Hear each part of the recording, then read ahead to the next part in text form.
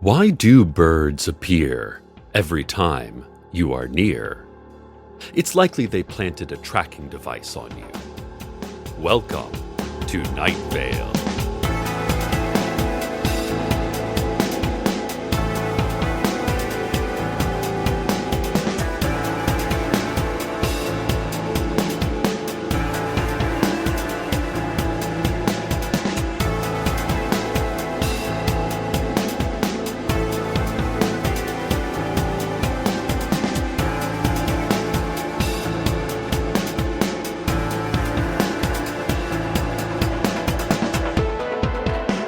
Listeners, I've been thinking about old woman Josie a lot lately. She broke her hip a couple months ago and has been recovering at home with her daughter, Alondra, as well as several beings named Erica, whom Josie refers to as angels. Now, it's illegal to acknowledge the existence of angels in Night Vale, but it's certainly not illegal to point out how loving and kind those beings, whatever they may be, have been to Josie. I really miss having Josie around, especially since bowling league started back up last month. Apparently her hip healed, but she has had a series of infections that led to her going back to the hospital, where doctors told her there was nothing they could do about the polio virus. Alondra said that her mother didn't have polio, but the doctors explained it didn't matter. The virus existed in the world, and there was nothing they could do about it. Alondra pointed out that there was a polio vaccine, had been one for decades. The doctors closed up their books, snorted, and walked briskly from the room saying, "Good day," without making eye contact. The angels tried to physically carry the doctors back into the room, but Alondra just got an antibiotic prescription and took Josie home. In today's show, I wanted to share a little bit with you, Night Vale, about Josefina Ortiz, her life as a Night Vale citizen, lover of the arts, and friend of mine. But first, a word from our sponsors. Today's show is brought to you by Walmart. For every product you can think of, home, office, garden, automotive, toys, clothes, groceries, there's your neighborhood Walmart and our always low prices. For every product you cannot think of, repressed memories, forbidden knowledge, an incorporeal twin sibling dwelling in the back of your brain, antimatter, uranium, there's also Walmart. We will sell you anything, whether you can comprehend it or not. Walmart will sell it to you. Sentient maple leaves?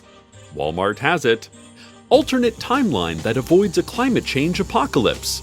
Walmart has it. Immortality? Walmart has it. And we will beat anyone else's price. Walmart. Save money. Live in an alternate timeline. Apocalypse avoidance not guaranteed. Lack of climate change does not preclude nuclear winter, asteroid impact, or solar flares. Please consult the Oracle before making any purchases at Walmart. Low price guaranteed, not available in Michigan. To tell some of her fantastic stories today, I've asked Josie to join me on the show. I have her on the line now. Hi, Josie. Are you feeling up to League Night this week? Hi, Cecil. I'm always up for League Night. I'll be ready next week, or the week after that. I've asked my friend Sarah to fill in for me while I'm gone. She's never bowled before, but she's a quick learner. She is also a fist-sized river rock, so I'm not sure she can even pick up a ball and roll it. But like I said, she's a quick learner. Our team will be just fine. Josie, we're talking today about your history in Night Vale. I think, more than anything, your love of opera has been your greatest gift to our town. My favorite opera growing up was Puccini's Tosca. My mother had a copy we played on our Victrola, which we disguised as an icebox so that the secret police did not know about it. Listening to music was illegal then. A minimum 90-day sentence for anyone caught hearing opera, jazz, or symphonies. Even hearing someone walking in rhythm could be construed as a crime. It wasn't legalized until John Cage wrote 4 minutes 33 seconds.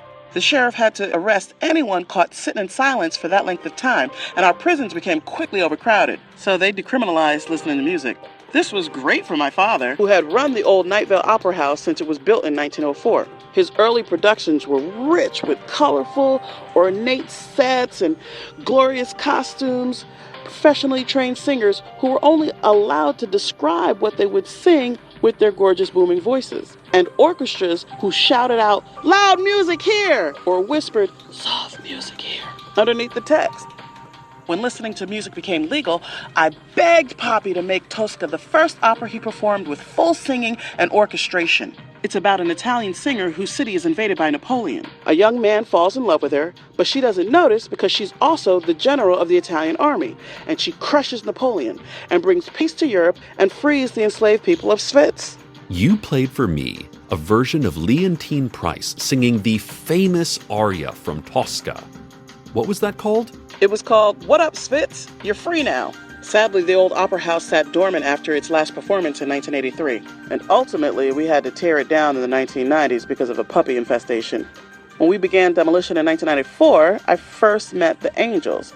They wouldn't reveal themselves to me for another 18 years, but they were very tall and they promised to help me. They had no money and no skills and no real knowledge of opera. I gave them $1 and told them to get lost. Just so the surveillance van across the street can hear, I totally don't believe in angels. Thanks, Josie. More stories from your time in Night Vale soon. First, let's get to some news. Intern Kareem reports that Hiram is in surprisingly good spirits for a 5-headed dragon who is on death row. His execution is slated for later this month. His sister, Hadassah, and her 5-headed dragon lawyers have been negotiating with Mayor Dana Cardinal for his release, but talks seem to have stalled late last month when the dragons destroyed most of Night Vale. Hiram spelled out a pretty elaborate escape plan.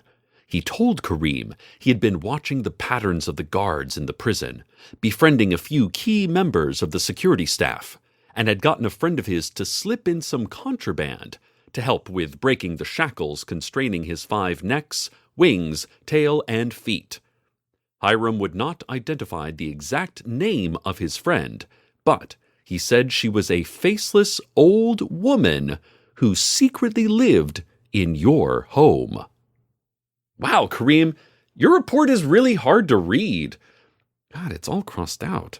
And then you wrote a bunch of stuff in black marker over it. What does this mess even say? Off the record, do not read on air. Oh. Okay. None of what I said just happened, listeners. Hiram's in prison. That's the news. And now back to Old Woman Josie. Tell us more about your life in opera. My mother passed away when I was 28, and Poppy did not last long after that. They were in love since they were 15 and did not want to be apart for longer than they had to be. So I joined the Night Vale Board of Culture in order to stay active with the Opera House and to support other artistic endeavors in town. In my 50 years on the Board of Culture, we started a youth orchestra society, founded the Night Vale Community Theater, ordered the removal of all French horns from the high school marching band, and supported a performance art initiative to put tarantulas in bags and leave them in the back seats of unlocked cars. The arts have always thrived here in Night Vale, and many people have applied to serve on the Board of Culture. During my last few years of service, several of the beings who call themselves Erica began applying to be on the board. They still had no money or skills, but they seemed to know a lot more about opera and music and theater. But the city would not allow them on the board because they said the beings named Erica did not exist. I didn't understand it at the time, so I asked them all to serve on an unofficial advisory committee I made up to get more arts lovers involved. I didn't believe in angels, certainly, but I did believe whatever they were, they cared about art. Let's take a news break here, and then we'll return to Old Woman Josie. The Night Vale Transit Authority today announced that they would be reopening the subway, which was closed 3 years ago, less than half a day after it opened. Spokespersons from the Transit Authority wearing deer masks and performing a ritual dance involving waving hands above their heads while squatting with their legs spread outward distributed roaches to citizens. Upon each roach was a single word: Sometimes the word was something obvious, like train or service or schedule, but others had less mass transit-related words like crates and desert and destroyer, and on one particular roach, just the word Huntocar. After several hours of people screaming and swatting at their hair and pants, reporters determined that all of the word-marked roaches comprised a press release detailing all of the pertinent information about the subway reopening. So, as soon as we find all the roaches and place them in the correct order, we'll bring you more information on the subway. Speaking of reopenings, Josie, you managed to construct the new Old Night Vale Opera House last year. It was 3 years before that when I realized it was possible. The Angels, who had served for 10 years in a secret advisory capacity for the Board of Culture, finally revealed themselves to me. I was changing light bulbs on my porch, and my back and balance were not what they once were, and I fell off my stepladder. These tall, winged friends, all named Erica, lifted me before I hit the ground. A bright black glow illuminated the air around them and me. One of the Angels gently twisted out the old bulb and replaced it. They handed the burned bulb to me and said, "We can change things." I told them, "Yes, you are angels. I believe in you. You are angels and you can change things. We can change things." And then the same angel said, "I just meant the light bulb. We can change light bulbs." But I wanted to change the burned out opera house. I wanted to build a new one. And the Angels called upon Night Vale's richest citizen, billionaire Marcus Vanson, to join their ranks. And they bought the Strex Corp Corporation, liquidated its assets, things like office computers, military-grade helicopters, and mind control collars. The angel who used to be Marcus managed the Strex Corp Foundation and used those funds to build the new opera house. I always wondered what happened to Marcus. Opera is vital to this city, more than you know. Alondra is a good daughter moving back to her hometown, a town she never liked much, to take care of her ailing mother. I'm getting around. I really am better, Cecil. But Alondra, she's treating this hip thing like hospice or something. She's asking me about my will, about where I keep my records. She's going through my stuff, asking what things I want to keep and what we can get rid of. She's always been a high-strung and organized child. I'd like your bowling ball, if you're getting rid of things. It's yours, Cecil. Thanks, Josie. I won't need it for a long time. I'm sure of that. Let's finish up our retrospective of Old Woman Josie in just a moment, listeners. But first, let me get to the weather.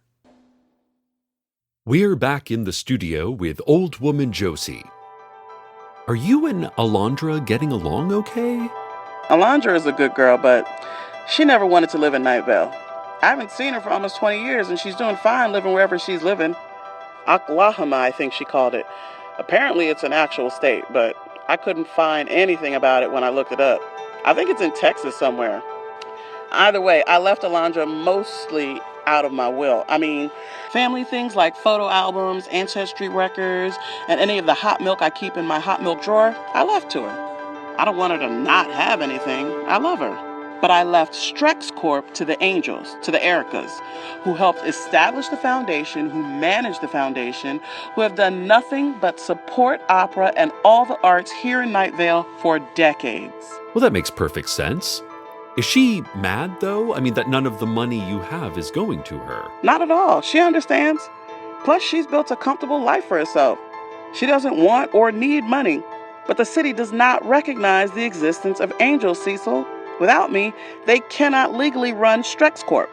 So it will be left to my next of kin, which is Alondra. Alondra doesn't want to manage an arts foundation. She doesn't want to stay in Night Vale to underwrite new play openings or poetry shaming festivals or sculpture punching gardens. She plans to close down the foundation and donate the money back to the city. That sounds great. Cecil, the Ericas built that foundation. They built that opera house. Everything they have worked for will be liquidated and given to the very city which denies their existence. Cecil, I need your help. The Angels need your help. The opera needs your help. Josie, Angels are real, Cecil. Say it. Josie, you said it yourself. You're feeling better, you're up and about. Alondra's just reacting to stress, but she'll get to go home soon, now that you're healed. You're right, Cecil. We'll talk about this more next week at League Night. We're not done here. Okay, Josie. Oh, and before we go, thanks everyone who's been bringing food by the house while I've been under the weather. Your old friend Earl came over. I remember you two used to be joined at the hip, wearing your Boy Scout uniforms and neckerchiefs and baseball gloves. Huh. I don't remember any of that. Earl brought me a delicious apple pie he baked himself. He used a butter crust and fresh-picked McCown apples. He even added some cranberries, capers, and metal shavings. What a clever chef. So thanks to Earl, and you, Cecil, for looking out for me. Thanks for sharing your life with Night Vale, Josie. Stay tuned next for the sound of a balloon popping. Stay tuned. It will happen. Eventually. Any minute now. Stay tuned. And as always, good night, Night Vale. Good night.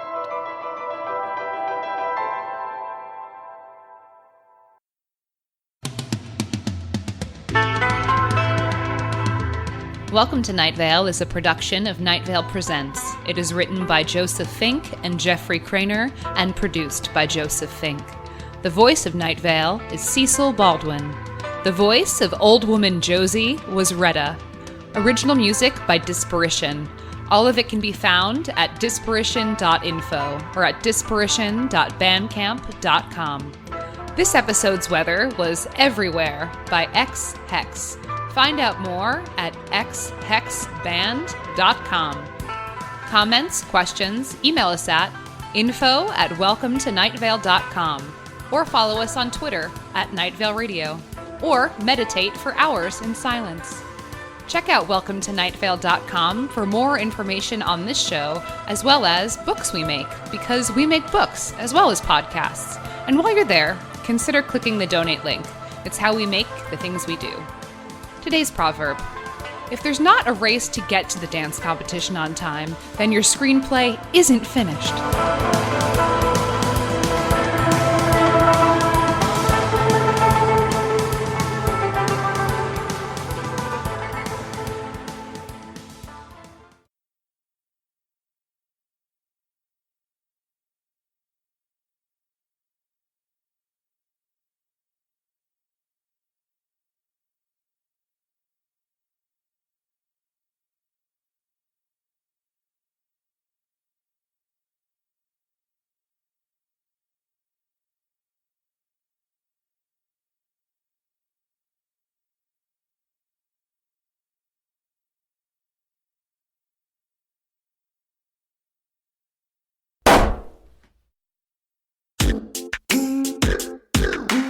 One of the most common questions my writing partner Joseph and I get asked is, how do you write together? My response is usually, you know that scene in Ghost where Demi Moore is spinning pottery, and then Ghost Patrick Swayze comes up behind her and guides her hands as she closes her eyes and rolls her head back onto his shoulder? It's like that, but with a MacBook.